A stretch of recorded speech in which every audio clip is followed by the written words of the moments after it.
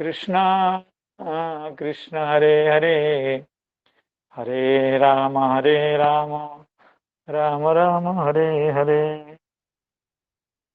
प्रातःकालीन इस समावेश में इस यंत्र के माध्यम में जुड़े हुए समस्त संतजनों, भक्तजनों, विद्वज्जनों, गुणीजनों, रसिकजनों, श्रीमद्भागवत कथा रस पिपासु सुधीजनों के चरणों में पुनः पुनः कृतज्ञता पूर्ण प्रणाम निवेदन करना चाहता हूँ। आप सबके शुभाशीर्वाद, सदिच्छा एवं आनुकूल्य से भगवान की दिव्य कथाओं को हम निरंतर सुनते जाते हैं। यह बहुत बड़ा सौभाग्य है। हमको इसका अनुभव कितना हो रहा है कि नहीं है वो दूसरी बात है, लेकिन यह विलक्षण सौभाग्य है। कुछ एक लोग जो होते हैं तो उनके सौभाग्य में भगवान की कथा का श्रवण करने का अवसर आता है, तो वो अवसर शाम को आता है, हम लोगों को सुबह भी आता है। तो कल हम लोग जैसे चर्चा कर रहे थे, भगवान की लीलाओं का श्रवण कर रहे थे। भगवान बलराम प्रलंबासुर का वध करने जा रहे हैं, कर ही दिया था कल भगवान ने। स आहतः सपदि विशीर्ण मस्तक, अर्थात भगवान बलराम ने प्रलंबासुर के मस्तक पर बहुत जोर से मुष्टि का आघात किया और उसके सिर, उसके मस्तक चूर चूर हो गया और वो निष्प्राण होकर के बहुत बड़ी आवाज, मृत्यु के समय के बड़ा विकट आवाज उत्पन्न करके वो वहां से गिर गया। और उसका उदाहरण दिया गया जैसे मघवा के यानी देवराज इंद्र के वज्र से आहत हुए पर्वतों का मस्तक विदीर्ण हो जाता है, उसी तरह से प्रलंबासुर का मस्तक भी विदीर्ण हो गया था। तो इस प्रसंग में हम लोग यह सुन रहे थे, अपस्मृतः, अर्थात उसकी स्मृति चली गई। तो मृत्यु के समय में स्मृति कहाँ से आएगी?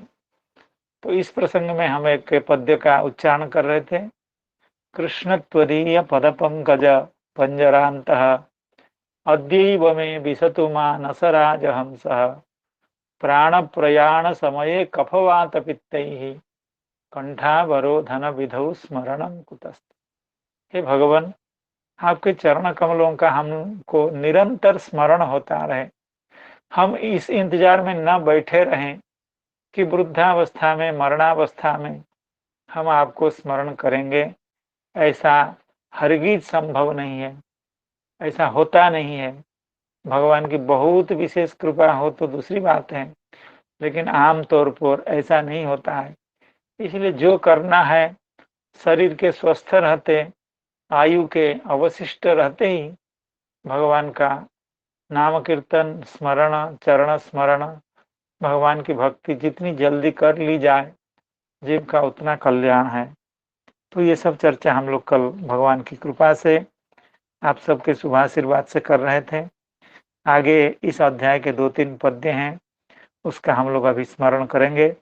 उससे पहले शायद हमारे श्रीनिवास जी तैयार हैं, तो उनसे निवेदन है कि कल जो 2-3 या जो भी पद्य कल हम लोग श्रवण कर रहे थे, उसका उच्चारण एवं अनुवाद का पाठ करें। प्रभु जी, हरे कृष्ण। जय जय श्री राधे। श्री भागवत कथामृत समूह में समुपस्थित सभी गुरुजनों, वैष्णव जनों, विद्वत जनों के चरण कमल में प्रणमांजलि विज्ञापन करते हुए श्रीमन आचार्य पाद जी के चरण में दंडवत प्रणाम करते हुए श्री भागवत के श्लोकोच्चारण सेवा में प्रवृत्त हो रहा हूँ। निरीक्ष्य तद्वपुरलम्बरे चरत् प्रदीप्त दृग्भ्रुकुटितटोग्रदंष्ट्रकम् जलच्छिखं कटककिरीटकुण्डल त्विषाद्भुतं हलधर ईशदत्र सत्। अर्थात उसकी आंखें आग की तरह धधक रही थीं और दाढ़ें भौहों तक पहुंची हुई बड़ी भयावनी थी। उसके लाल लाल बाल इस तरह बिखर रहे थे मानो आग की लपटें उठ रही हों। उसके हाथ और पांव में कड़े, सिर पर मुकुट और कानों में कुंडल थे। उनकी कांति से वह बड़ा अद्भुत लग रहा था। उस भयानक दैत्य को बड़े बेग से आकाश में जाते देख पहले तो बलराम जी कुछ घबरा से गए। अथागत स्मृतिरभयोरिपुंबलो विहाय सार्थमिव हरं तमात्मनः रुसाहनच्छीरसि दृढ़ेन मुष्टिना सुराधिपो गिरिमिव वज्ररंहसा। परंतु दूसरे ही क्षण अपने स्वरूप की याद आते ही उनका भय जाता रहा। बलराम जी ने देखा कि जैसे चोर किसी का धन चुरा कर ले जाए, वैसे ही यह शत्रु मुझे चुराकर आकाश मार्ग से लिए जा रहा है। उस समय जैसे इंद्र ने पर्वतों पर वज्र चलाया था, वैसे ही उन्होंने क्रोध करके उसके सिर पर एक घूंसा कसकर जमाया। स आहतः सपदि विशीर्ण मस्तको मुखाद बमन रुधिरमपस्मृतोऽसुरः महारभंग्यसुरपतत् समीरयन् गिरीर्यथा मघवत आयुधाहतः। घूंसा लगना था कि उसका सिर चूर चूर हो गया। वह मुंह से खून उगलने लगा, चेतना जाती रही और बड़ा भयंकर शब्द करता हुआ इंद्र के द्वारा वज्र से मारे हुए पर्वत के समान वह उसी समय प्राणहीन होकर पृथ्वी पर गिर पड़ा। श्री कृष्णार्पणमस्तु। जय जय श्री राधे। जय जय श्री राधे श्रीनिवास प्रभु जी। बड़े सुंदर ढंग से आपने तीनों श्लोकों की आवृत्ति एवं उसका अनुवाद का पाठ किया और भगवान हम सबको सद्बुद्धि दें, भगवान की भक्ति में हम लोगों का चित्त लगे। इसी कामना के साथ हम आगे की लीला का श्रवण करेंगे। स आहतः सपदि विशीर्ण मस्तकः। सपदि विशीर्ण मस्तकः, तुरंत ही उसके मस्तक विशीर्ण हो गए, छिन्न भिन्न हो गए, विदीर्ण हो गए, टूट फूट गए, अस्त व्यस्त हो गए। मस्तक टूट जाए फिर व्यक्ति का रह क्या जाता है। इसलिए मुखाद बमन रुधिरम, उसके मुख से रुधिर यानी रक्त निकल रहा था एवं अपस्मृत हो गया था।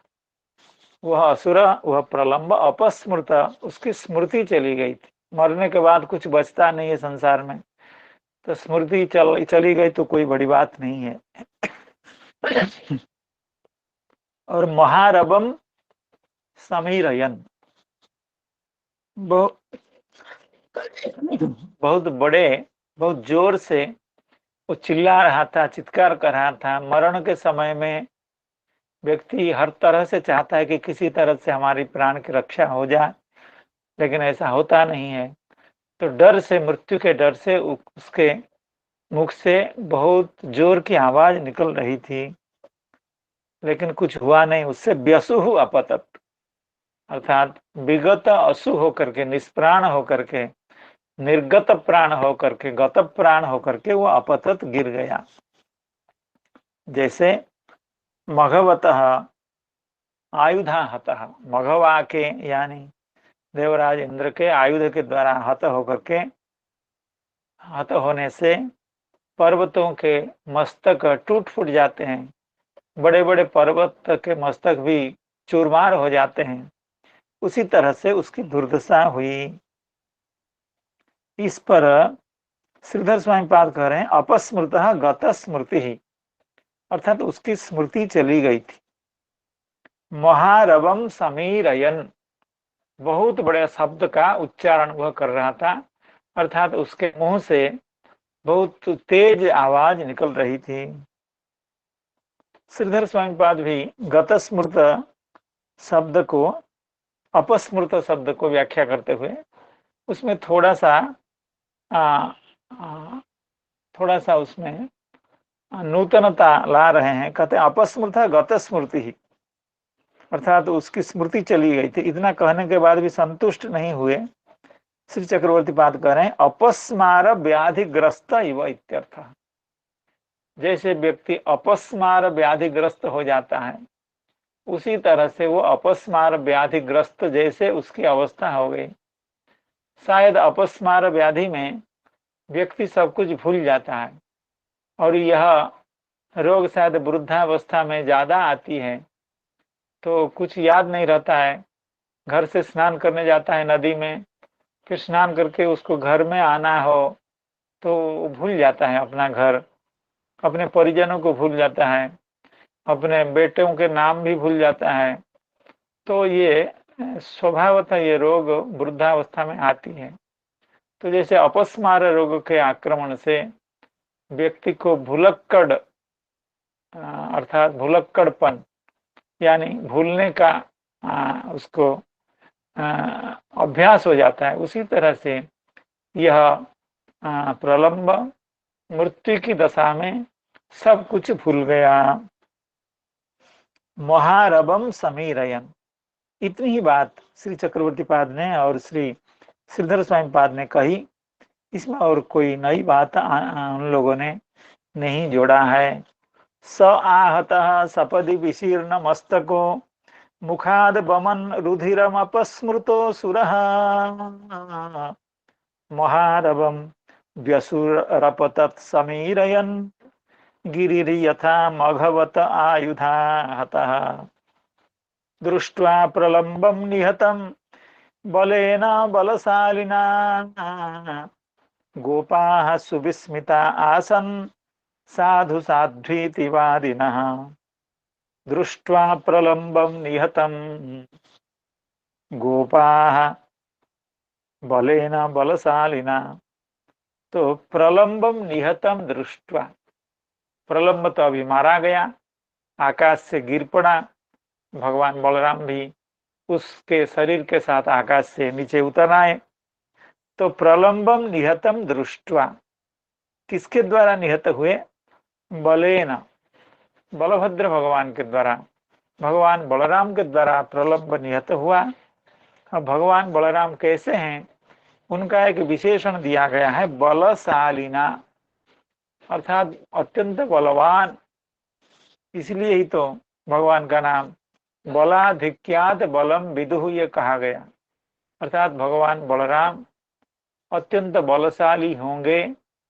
इस बात का उल्लेख श्री गर्गाचार्य जी ने नामकरण संस्कार में ही कर दिया था।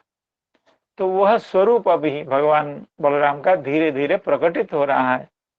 बलशालिना बलेना, अर्थात अत्यंत बलवान जो भगवान बल हैं, बलराम हैं, उनके द्वारा प्रलंब को निहत देख करके, प्रलंब को मारा हुआ देख करके, प्रलंब को मृत देख करके गोपाः सुविस्मिता आसन्, ये गोपगण ये सब आश्चर्य में पड़ गए, आश्चर्यचकित हो गए। और साधु साध्वीति वादिना, और भगवान बलराम का जय जयकार करने लगे, जय हो दाऊ जी की जय हो। साधु साधु इति वादिना, साधु साधु कह करके भगवान बलराम की अत्यंत ऊंची प्रशंसा की, एवं सब आश्चर्य में पड़ गए। तो आश्चर्य में क्यों पड़ गए, इसकी व्याख्या श्रीधर स्वामी पाद ने नहीं की है या श्री चक्रवर्ती पाद ने नहीं की है, लेकिन हमारे जीव गोस्वामी पाद वैष्णव तोषिणीकार यहाँ बड़े सुंदर भाव देते हैं। कहते हैं बलशालिना इति, बलशालिना बलेना, अर्थात बलवान जो भगवान बलराम हैं उनके द्वारा यह प्रलंब मारा गया। तो श्री जीव गोस्वामी पाद कहते हैं तत्प्रभृति बल विशेषाभिव्यक्त है। अभी भगवान शायद 5-6 साल के हो गए हैं, 5 साल के ऊपर हो गए होंगे। तो लेकिन भगवान बलराम का बल, उनके शारीरिक सामर्थ्य अभी प्रकाशित नहीं हुआ है। भगवान नंदनंदन ने तो कई राक्षसों का वध किया, लेकिन भगवान बलराम ने अभी तक ऐसा नहीं किया है। पहले बार उनके सामर्थ्य का प्रकाश हो रहा है, क्योंकि अपनी मुष्टि से जब उन्होंने प्रलंब का वध कर दिया तो लोगों को उनके बलवान होने का एहसास होने लगा, अनुभव होने लगा। तत्प्रभृति यानी संबरा यानी प्रलंबासुर को वध करने के बाद ही ब्रजवासियों को भगवान बलराम के बल बल का अनुभव होता गया। तत्प्रभृति बल विशेष अभिव्यक्त है। तथा च श्री हरिवंशे, श्री जीव गोस्वामी पाद श्री हरिवंश में यह लीला शायद बहुत विस्तार से और बड़े सुंदर ढंग से है, क्योंकि बार बार हरिवंश के श्लोक यहाँ उद्धृत किए जाते हैं। तो श्री जीव गोस्वामी पाद भी कह रहे हैं, बलंतु बलदेवस्य तदा भूरि जना विदुः। तदा यानी प्रलंबासुर के वध करने के बाद ही जनाः यानी ब्रजवासी गण बलदेवस्य भूरि बलम विदुः, भगवान बलराम के बल भी अत्यंत प्रचंड है, अत्यधिक है, इस बात को प्रलंबासुर वध के बाद ही ब्रजवासियों को इसका बोध हुआ। बलंतु बलदेवस्य तदा भुवि जना विदुः। कब? प्रलंबे निहते दैत्ये देवैरपि दुरासदे। देवैरपि दुरासदे प्रलंबे दैत्ये हते, अर्थात देवताओं के द्वारा भी जिसका नियंत्रण करना, जिसका वध करना, जिसको संयत करना संभव नहीं था, असंभव था, ऐसे प्रलंब का वध करने से, प्रलंब नामक दैत्य का वध करने से भगवान बलराम का जो बल है वो प्रकटित हो गया। प्रलंबे निहते दैत्ये देवैरपि दुरासदे। और इस श्लोक में जो कहा गया, गोपाः सुविस्मितः आसन, गोपगण बड़े आश्चर्य में पड़ गए। तो आश्चर्य किस बात की? श्री जीव गोस्वामी पाद करें कि आश्चर्य इस बात की नहीं कि भगवान बलराम के द्वारा यह मारा गया, क्योंकि भगवान बलराम का यद्यपि बल अभी तक प्रकाशित नहीं हुआ था, लेकिन उनके जो स्वरूप है और उनका जो तेज है, उनका जो वर्चः है, उससे उनके बल का अनुभव सभी को हो रहा था। दूसरी बात है, भगवान नंदनंदना भगवान बलराम को अपने अत्यधिक सम्मान देते थे, और इससे भी एक बोध होता था कि भगवान बलराम भगवान नंदनंदन के आदर के पात्र हैं, अर्थात वे कमजोर नहीं हैं, वे भी बलशाली हैं, इसका बोध सबको हो रहा था। लेकिन इसलिए आश्चर्य होने की कोई बात नहीं थी।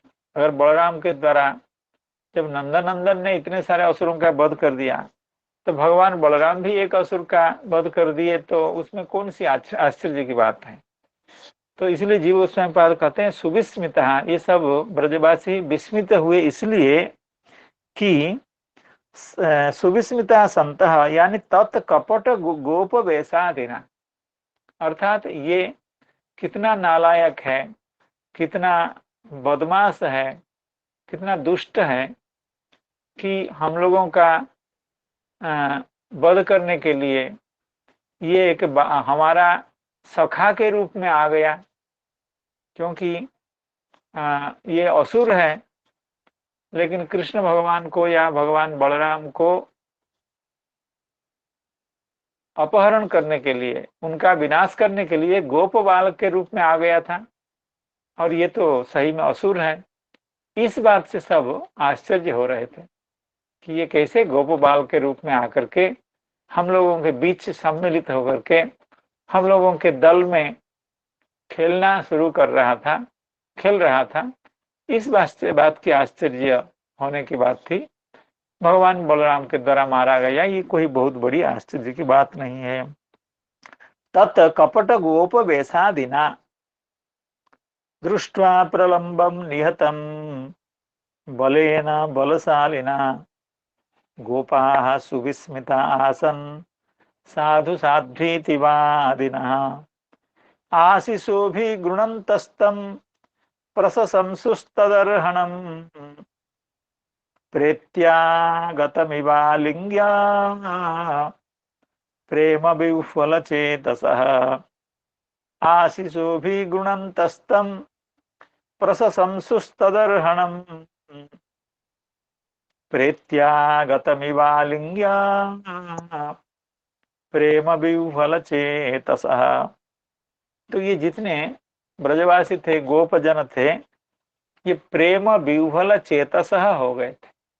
अर्थात भगवान बलराम के प्रति इनका जो प्रेम है, भगवान नंदनंदन के प्रति इनका जो प्रेम है, इस प्रेम से उनका चित्त विह्वल हो गया था, अत्यंत भावुक हो गया था। भगवान के प्रेम में ये पागल हो गए थे। प्रेम विह्वल चेतसः आलिंग्य प्रशंस प्रशंस प्रशं प्रशंसुः प्रशंसुः प्रशंसुः। तो ये जितने भी ब्रजवासी थे, गोपगण थे, सखागण थे, ये आशीष अभिगृणंत, अर्थात भगवान बलराम को ये अपने आशी ही यानी शुभेच्छा प्रदान कर रहे थे। अपनी सदिच्छा, अपनी जो सद्भावना अपने चित्त में भगवान बलराम के प्रति इनकी जो स्नेह है, उसको वो प्रकाश कर रहे थे। आशीषोभिगृणन्तस्तम, आशीष अभिगृणन्तः यानी भगवान बलराम को शुभेच्छा प्रकाश करते हुए तंग प्रशंसन्तु प्रशंसुः तदर्हणम, तम तदर्हणम अर्थात प्रशंसार्ह योग्य। प्रलंबासुर को वध करने के बाद भगवान बलराम अवश्य प्रशंसा के योग्य हैं, अवश्य स्तुति के योग्य हैं। इसलिए तदहरणम यानी प्रशंसा के अर्हण, प्रशंसा के योग्य जो भगवान बलराम हैं, उनकी स्तुति करने लगे, उनकी प्रशंसा ये सब ब्रजवासी करने लगे, प्रशंसा करने लगे। जब उनको सदिच्छा भी प्रदान करने लगे, शुभाशय प्रदान करने लगे। और प्रेत्यागतम इवालिंग्य अर्थात इतने आदर से, इतने प्रेम से, इतने जोर से उनको आलिंगन दिया, जैसे कोई व्यक्ति, अत्यंत प्रिय व्यक्ति मृत होकर के फिर अपने पास आ जाए, जिसको हम जीवन में कभी छोड़ना नहीं चाहते हैं, वह व्यक्ति हमारे से दूर हो जाए और वो मृत्यु के द्वारा दूर हो जाए, हमको पता लगे कि तो मर गया जैसे, और फिर हमारे पास आ जाए, तो हमें जैसे अतिशय सुख मिलता है। उसी तरह से प्रेत्यागतम इव, लग रहा कि भगवान बलराम क्या प्रेत्यागत हो गए, अर्थात मृत होने के बाद फिर आ गए हैं, क्योंकि उनको जैसे यह असुर अपहरण कर लिया था, उनका बचना, उनका जीवित रहना तो असंभव जैसे लग रहा था, लेकिन वे फिर हम लोगों के बीच आ गए हैं। इसलिए प्रेम विह्वल चेतसः उनको आलिंगन करके उनकी बड़ी प्रशंसा करने लगे। आशिषोभिगृणन्तस्तं प्रशंसुस्तदर्हणम् प्रेत्यागतमिवात्मानं प्रेत्यागतमिवालिंग्य प्रेम विह्वल चेतसः तदर्हणम। बस इस शब्द की व्याख्या दोनों आचार्यों ने, श्रीधर स्वामी पाद ने एवं श्री चक्रवर्ती पाद ने की है। प्रशंसार्हम इतना ही, और दूसरा शब्द उन लोगों ने इसके ऊपर व्यय नहीं किया है। अब जीव गोस्वामी पाद लेकिन इस पर कह रहे हैं कि ये जो भगवान के सखागण हैं, क्योंकि मुख्य रूप से तो सखागण ही थे, यहाँ अभी वन्य क्रीड़ा हो रही थी, वृंदावन में क्रीड़ा हो रही थी एवं गोवत्स चारण हो रहा था, तो इसमें बड़े लोग नहीं थे, इसमें मुख्य तौर पर भगवान के सखागण थे। तो सखागण भगवान को आशीष दे रहे हैं, आशीर्वाद दे रहे हैं, तो वो आशीर्वाद कैसे हो सकता है? भगवान के सखा, भगवान बलराम के सखा, भगवान बलराम को जो आशीर्वाद देंगे उसका स्वरूप क्या होगा। श्री जीव गोस्वामी पाद समझा करके कह रहे हैं, आशीष, क्या आशीष, इत्थम चिरम सानुज सुखं विहरन अस्मान पाहि इत्यादि प्रकार। हे दाऊ जी, हे बलदेव जी, हे बलदेव, आप अपने अनुज श्री नंदन नंदन के साथ इस तरह से नित्य सुख से विहार करें एवं हम लोगों को तत्त विपत्तियों से बचाएं। यह है आशीर्वाद। अर्थात आप सुखी हों, आपके छोटे भाई वे भी सुखी हों, एवं हम लोगों को जब जब विपत्ति आए तो आप बचाएं। क्योंकि इस लीला को देखने के बाद सभी सखाओं के हृदय में भगवान बलराम के प्रति एक गौरव भाव, यानी उनके ईश्वरत्व भाव का कुछ देर के लिए परिप्रकाश हो गया है। तो उसी अनुरूप, उसी कारण, उसके कारण ही वे कह रहे हैं कि आप हमें रक्षा कीजिए। यद्यपि सख्य भाव है लेकिन यहाँ ऐश्वर्य भाव उदित हो गया है। कहते हैं, आशीष इत्थम चिरम सानुजः सुखं विहरन अस्मान पाहि इत्यादि प्रकार। इस तरह का आशीर्वाद, इस तरह के अभिप्राय सभी सखागण व्यक्त कर रहे हैं। आशीषोभिगृणंत, अभिगृणंत माने अभितः, अर्थात बार बार इस बात को दोहरा रहे थे और सभी लोग कह रहे थे भगवान बलराम इसको सुन पाए, तो इस तरह से कह रहे थे। ऐसा क्यों कह रहे थे? क्योंकि तत्र तत्र सर्वत्रैव हेतु प्रेम विह्वल चेतसा, वो प्रेम से पागल हो गए थे। अर्थात इस लीला को देखने के बाद, यानी भगवान बलराम को प्राप्त करने के बाद उनको लग रहा था कि बलराम अब शायद हमारे बीच कभी भी नहीं होंगे। लेकिन जब प्रलंबासुर का वध एवं भगवान बलराम का उनके साथ सम्मिलित होने का समय आया तो उसे वे पागल हो गए। इसीलिए वे बार बार कह रहे थे, हे दाऊ जी, आप सुखी हों, आपके छोटे भाई के साथ आप नित्य विहार करें, लीला करें, एवं हम लोगों के साथ भी आप क्रीड़ा करें, लेकिन जब जब हमारे ऊपर विपत्ति आए तो आप हमें रक्षा करें। इस तरह से जीव स्वयंपाद व्याख्या कर रहे हैं। आशीषो भी गृणंतस्तम प्रशंसुस्तदर्हणम प्रेत्यागतमिवालिंग्या प्रेम विह्वल चेतसः पापे प्रलंबे निहते देवाः परम निर्वृतः अभ्यवर्षन् बलं माल्यैः सशंसुः साधु साध्विति पापे प्रलंबे निहते देवाः परम निर्वृताः अभ्यवर्षन् बलं माल्यैः सशंसुः साधु साध्विति।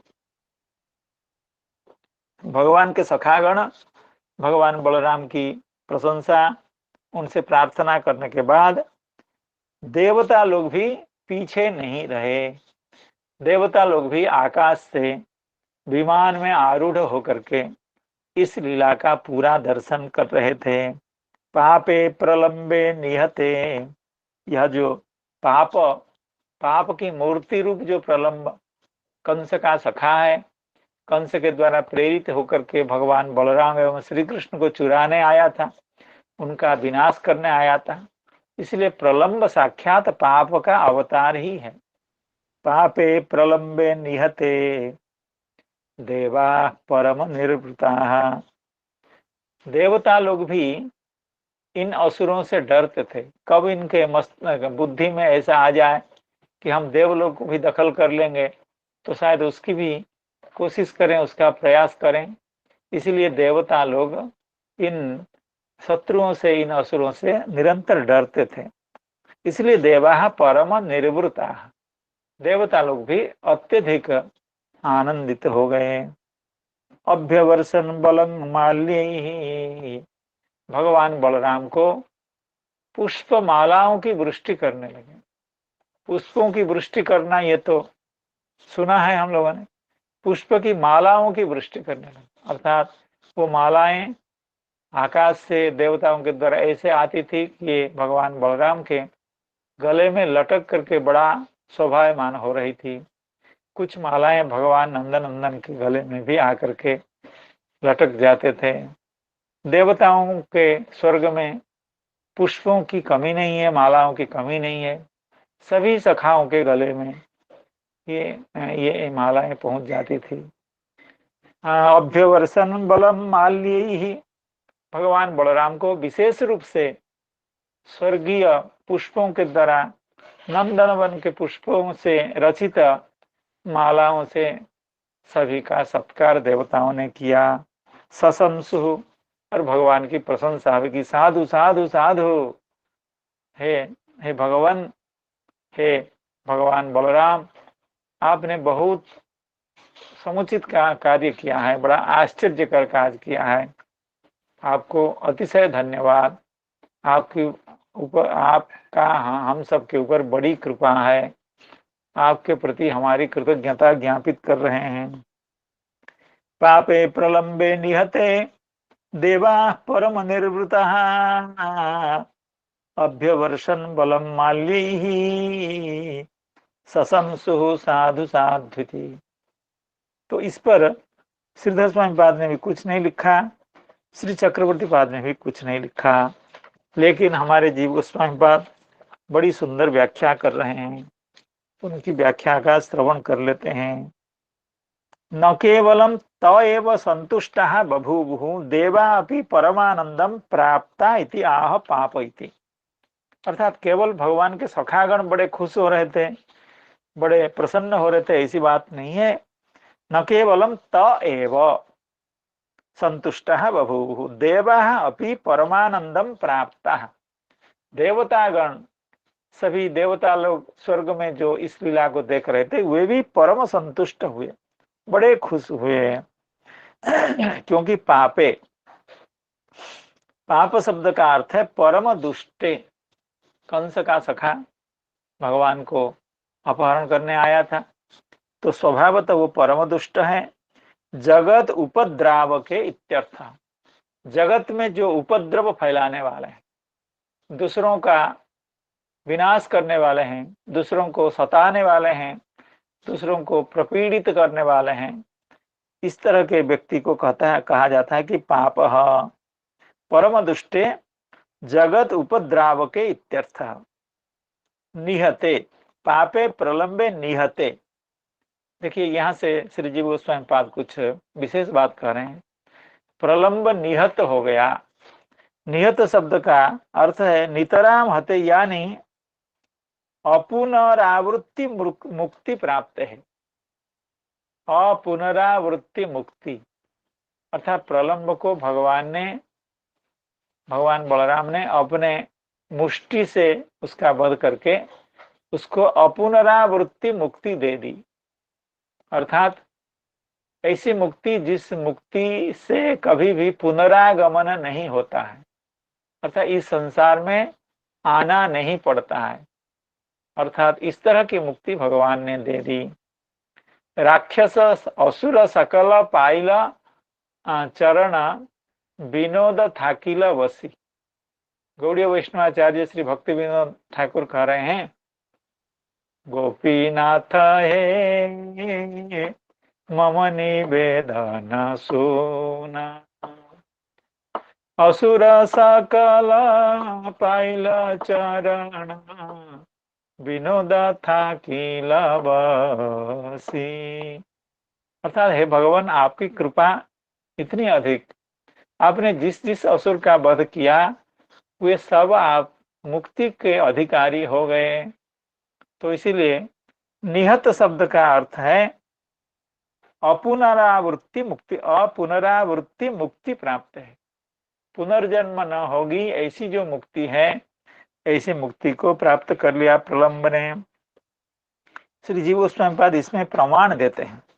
तथा च द्वितीय स्कंध है, कहते हैं कि द्वितीय स्कंध में एक प्रसंग है ब्रह्म नारद संवाद। अर्थात जब नारद महर्षि भगवान ब्रह्मा जी को परतत्व मान करके उनसे कुछ पूछ रहे हैं या उनकी प्रशंसा कर रहे हैं, तो भगवान ब्रह्मा कह रहे हैं कि हे नारद, हे पुत्र, मैं इस संसार का परतत्व नहीं हूँ। हम हमारे से भी बड़े परतत्व भगवान श्री नारायण हैं, जिनके नाभि कमल से मेरा प्रकाश हुआ है, और उनके अनंत अवतार होते हैं एवं वे विविध अवतार धारण करके दुष्टों का विनाश करते हैं। इस प्रसंग में वहां कई असुरों का नाम लिया गया है, जिनका भगवान के हाथ से वध हो गया, और उनकी क्या गति हुई, इसके बारे में श्री ब्रह्मा जी श्री नारद जी को कह रहे हैं। उसमें प्रलंब का नाम पहले आया है। ये च प्रलंब खरदर्दुरकेश्यरिष्ट मल्लेभ कंस यवना कुज पौंड्रकाद्याः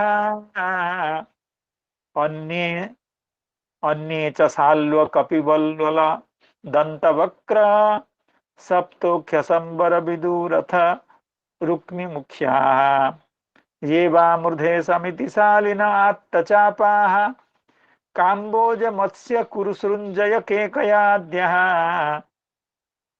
यास्यन्त्यदर्शनमलं बलपार्थ भीम व्याजाह्वयेन हरिणा निलयम तदीयम। यहाँ पर कई असुरों का नाम गिनाए गए हैं एवं कई क्षत्रियों का नाम गिनाए गए हैं।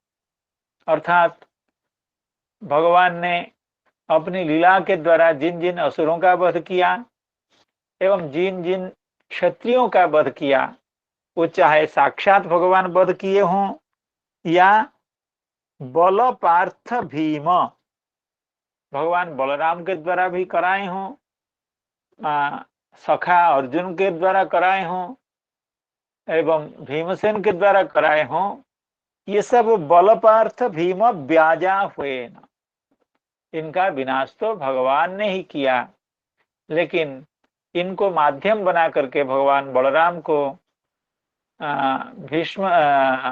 भीमसेन को, सखा अर्जुन को, इनके ब्याज से भगवान ने ही सबका वध किया। और उनकी क्या गति हुई? यास्यन्त्यदर्शनम अलम, ये जो शब्द है, ये जितने भी राक्षस हैं, असुर हैं, क्षत्रिय, दुष्ट क्षत्रिय हैं, जिनका वध साक्षात भगवान के करकमल से हुआ या भगवान बलराम, श्री भीमसेन या सखा अर्जुन के हाथों से हुआ, ये सबकी क्या गति होगी या क्या गति हुई? यास्यन्त्यदर्शनम अलम, अलम अदर्शनम यास्यन्ति, ये अलम अदर्शन को प्राप्त करेंगे। अर्थात इनकी गति का उल्लेख करते हुए श्री ब्रह्मा जी कहते हैं अलम अदर्शनम यास्यन्ति। तो उसका क्या अभिप्राय है, इसकी व्याख्या करते हुए श्री जी गोस्वामी पाद कहते हैं अत्र केचित अलम अदर्शनम ब्रह्म सायुज्यादि, अर्थात इनको सायुज्य मुक्ति, सायुज्य 5 प्रकार की जो मुक्ति होती है, सालोक्य सार्ष्टि सामीप्य सारूप्यैकत्वमप्युता, तो वो सायुज्य एकत्व है, अर्थात भगवान के शरीर का जो प्रकाश है उस प्रकाश में एक हो जाना, तो यही है अलम अदर्शनम। अर्थात इनको सायुज्य मुक्ति यानी ऐक्य ब्रह्म के साथ, इनको ब्रह्मैक्य की प्राप्ति हो गई। इस तरह की अलम अदर्शन शब्द का कुछ लोग ऐसा अर्थ करते हैं। केचित तत् निलयमिति विवेचनीय, श्री जी गोस्वामी अत्र केचित अलम अदर्शनम, अर्थात इन असुरों का एवं इन दुष्टों क्षत्रियों का जो वध किया गया, इसमें से कुछ लोग तो ब्रह्म सायुज्य प्राप्त कर लिए और कुछ लोग भगवत धाम को भी प्राप्त कर लिए। अर्थात ऐसा नहीं कि सभी लोग ब्रह्म सायुज्य को प्राप्त किए हों या सभी वैकुंठ को प्राप्त किए हों, दोनों बातें हैं। कुछ लोगों को तो ब्रह्म साहित्य मिला और कुछ लोगों को भगवत धाम की प्राप्ति हुई। इति विवेचनीयमिति, यह जीव गोस्वामी पाद कहते हैं। तो इसी बात को हमारे भक्ति विनोद ठाकुर कहते हैं, असुर सकल पाइल चरण विनोद थाकिल बसी। अर्थात भक्ति विनोद ठाकुर अत्यंत भगवान के बहुत बड़े प्रेमी भक्त हैं। वे कहते हैं कि हे भगवान, विनोद थाकिल बसी कहने का मतलब है आपने हमारे ऊपर, भक्ति विनोद के ऊपर आपने तो कोई कृपा दृष्टि नहीं डाली। आपने तो असुरों को मुक्ति दे दी, लेकिन मैं तो जहाँ का तहाँ रह गया, हम तो जैसे के तैसे रह गए, आपने असुरों को मुक्ति दे दी। ये भक्त के हृदय का उद्गार है, भक्त का विनय है, भक्त का अकिंचनत्व है। इस तरह की बात श्री भक्ति विनोद ठाकुर कह रहे हैं। असुरा सकल पाइल चरण विनोद था किल बसी इति पापे प्रलंबे निहते देवा परम निर्वृता अभ्यवर्षन् बलं माल्यैः सशंसुः साधु साध्विति इति श्रीमद्भागवते महापुराणे पारमहंस्यां संहितायां वैयासिक्यां दशमस्कन्धे प्रलंबवधो नाम 18वाध्यायः। तो जैसे कि हम लोगों का जैसे प्रक्रिया है, अध्याय का अंत के बाद हम लोग पारायण करते हैं श्लोकों की आवृत्ति एवं उसका अनुवाद, लेकिन इस अध्याय का, यह 18वां अध्याय का पारायण हम लोग परसों करेंगे, क्योंकि परसों का क्लास शायद मैं नहीं ले पाऊंगा। तो कल भी मैं 19वां अध्याय, अगला अध्याय करूंगा। अभी भी अगला अध्याय में हम लोग प्रवेश करेंगे। परसों 24 तारीख को काली प्रसाद जी से निवेदन है वे इसकी व्यवस्था करें, परसों के क्लास में इस अध्याय का पारायण हो, और समय तो बचेगा, उसके लिए कोई विकल्प ढूंढ करके कोई व्यवस्था करें। अथ 19वाध्यायः बादरायणिरुवाच क्रीडासक्तेषु गोपेषु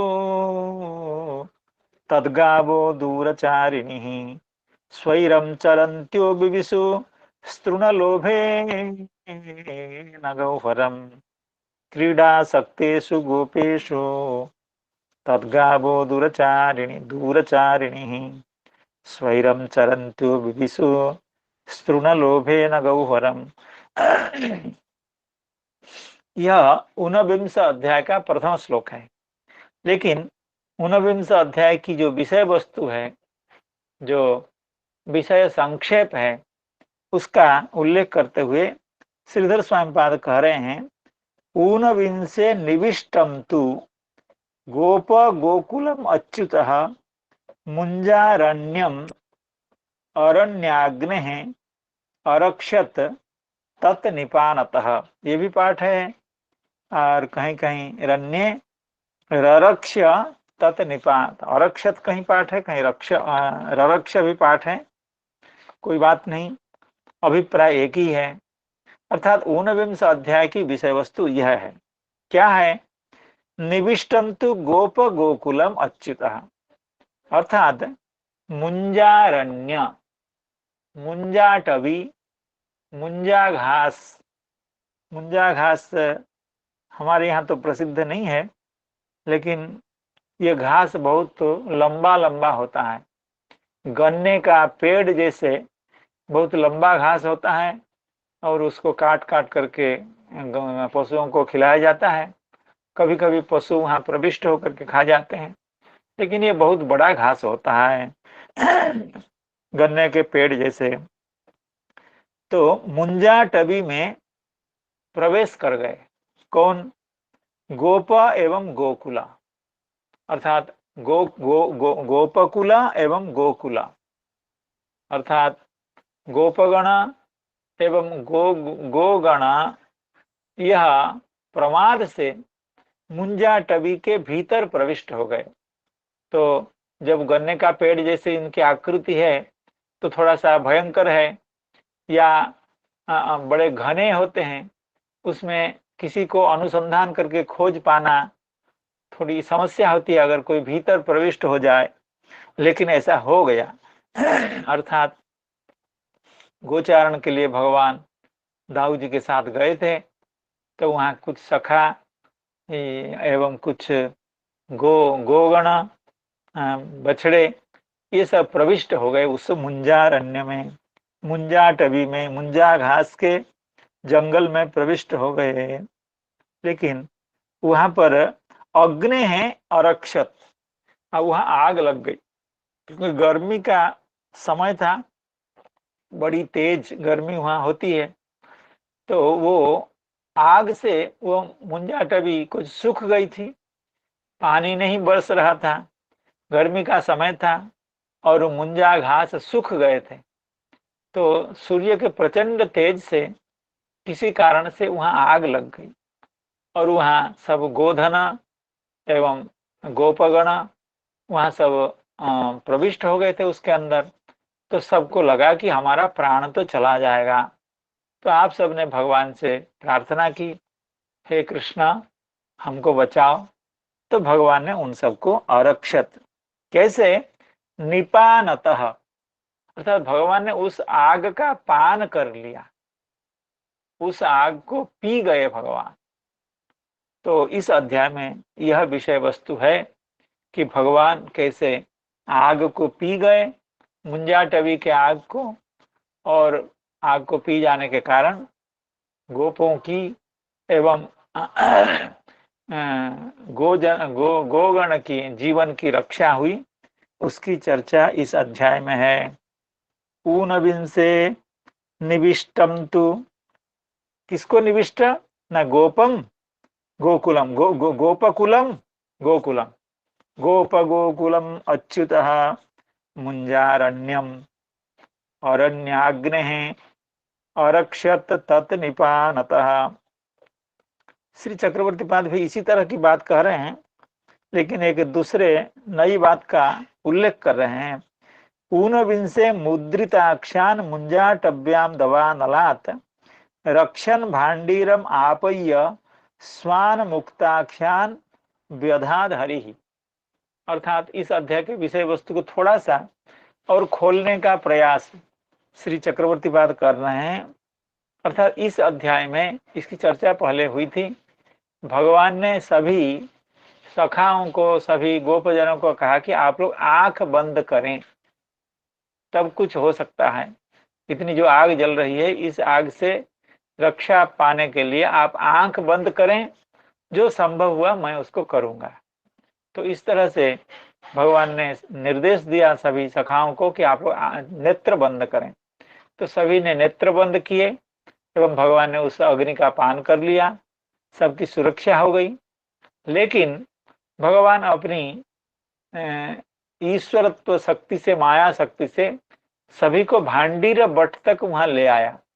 अर्थात वे नेत्र बंद किए हुए हैं सभी, भगवान ने अग्निपान कर लिया। उसके बाद उस मुद्रित नेत्र की अवस्था में भगवान ने अपनी माया के द्वारा सभी को भांडीर बट ले आया।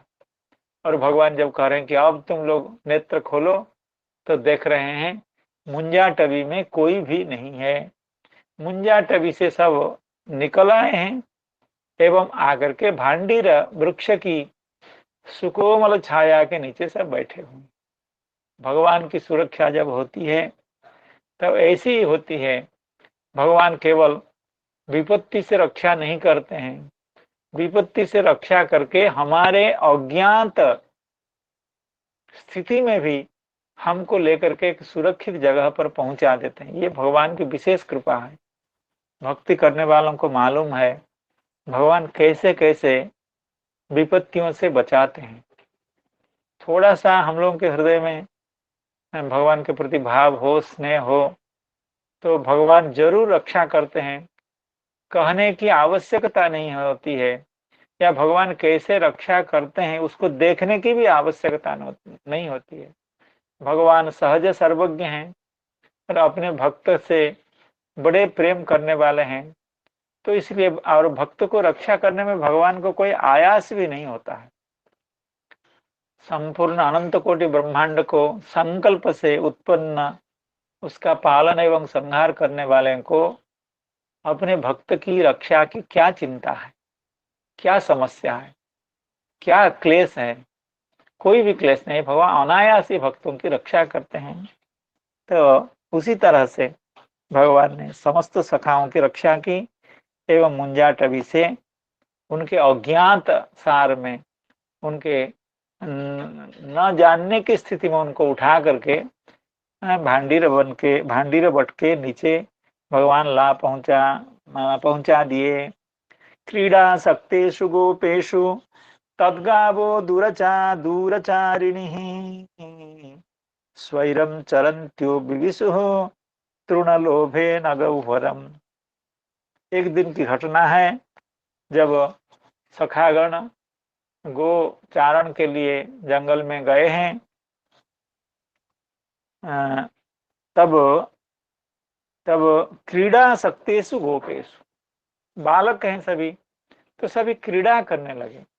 गोवों को उस मुंजाटवी के पास छोड़ करके, उनको विश्वास था गायें मुंजाटवी के भीतर नहीं प्रवेश करेंगी, या प्रवेश करेंगी तो कोई समस्या भी नहीं होगी, वे अपने स्वेच्छा से घास का आहार करें और हम लोग बैठ करके यहाँ क्रीड़ा करें। क्रीड़ा सक्तेषु गोपेषु, तो गोपगण क्रीड़ा में आसक्त हो गए थे, अर्थात भगवान के सुख विधान करने के लिए सभी सखागण बड़े प्रेम से क्रीड़ा कर रहे थे। तद्गावः दूरचारिणी, लेकिन उनकी गैयाएं, उनकी गायें दूरचारिणी हो गई, अर्थात दूर चली गई। वे समझ रहे थे कि पास में कहीं घास खाएंगी गायें, बछड़े, ये सब दूर चली गई। स्वैरम चरंत्य, स्वैरम चरंत्य, क्योंकि कोई बाधा नहीं थी। गोपाल बालक गण, भगवान के सखागण गायों को किसी दिशा विशेष का निर्देश नहीं कर रहे थे, उनको लाठी से इधर उधर हाँक नहीं रहे थे, इसलिए गायें स्वैरम चरंत्य विविशु, प्रविष्ट हो गए। तृणलोभेन गौहरम, अर्थात उस मुंजाटवी के गौहर में, मुंजाटवी के भीतर ये सब गायें प्रविष्ट हो गई। क्यों? तृणलोभेन, उनको लग रहा था हम जितना भीतर प्रवेश करेंगे हमको हरा हरा तृण, हरा हरा घास और अच्छा मिलेगा। क्रीड़ा सक्तेषु गोपेषु तद्गावो दूरचारिणिः स्वैरं चरन्त्यो विविशु तृणलोभेन गौहरम्। दूरचारिणी, यह व्याकरण दृष्टि से बहुत सुंदर रूप नहीं है, इसलिए श्रीधर स्वामी पाद करें दूरचारिण्य। क्यों? ये द्वितीया का रूप है दूरचारिणी, हम लोगों को चाहिए प्रथमा का रूप, इसलिए दूरचारिण्य गावः तद्गावः दूरचारिण्य गावः, अर्थात दूर तक जाकर के घास खाने के लिए प्रविष्ट हो गई हों जो गायें, उनकी बात कही जा रही है। तद्गावः, दूरचारिण्य तद्गावः, तो तद्गावः नाम तेषाम गावः, अर्थात उन बालकों के गायें, यह भी अर्थ होता है, या ताश्च ताः गावः इति तद्गावः, अर्थात वे सब गायें। तद्गावो दूरचारिणी, दूरचारिण्यः तद्गावः, तो तद्गावः यहाँ दो तरह के समास हो सकता है। तेषाम गावः यानी बालकानां गोपानां गावः, या ताश्च ताः गावः, अर्थात वो सब गायें, किसका गाय इसका निर्देश न करते हुए सब गायें वहां चली गई। इस तरह के दोनों समास श्री जीव गोस्वामी पाद करेंगे तो आप सबके शुभाशीर्वाद, कृपा, आशीर्वाद से हम इस अवशिष्ट अंश को कल श्रवण कर पाएंगे एवं अष्टादश अध्याय का पाठ 24 तारीख को होगा। इस आशा के साथ आज की कथा का यहीं विश्राम होता है। हरे कृष्णा कृष्णा कृष्णा हरे हरे, हरे राम राम राम हरे हरे। जय ग्रंथराज श्री भागवतम की जय, समस्त भक्त वृंद की जय। जय जय जय श्री राधे। राधे प्रणाम श्याम। प्रणाम गुरु जी। प्रणाम प्रणाम प्रणाम गुरु जी, प्रणाम प्रणाम। जय जय श्री राधे। नमो नमः नमो प्रणाम। प्रणाम गुरु जी, सभी को प्रणाम प्रणाम। आप लोगों के प्रणाम आशीर्वाद गुरु जी। बने रहे।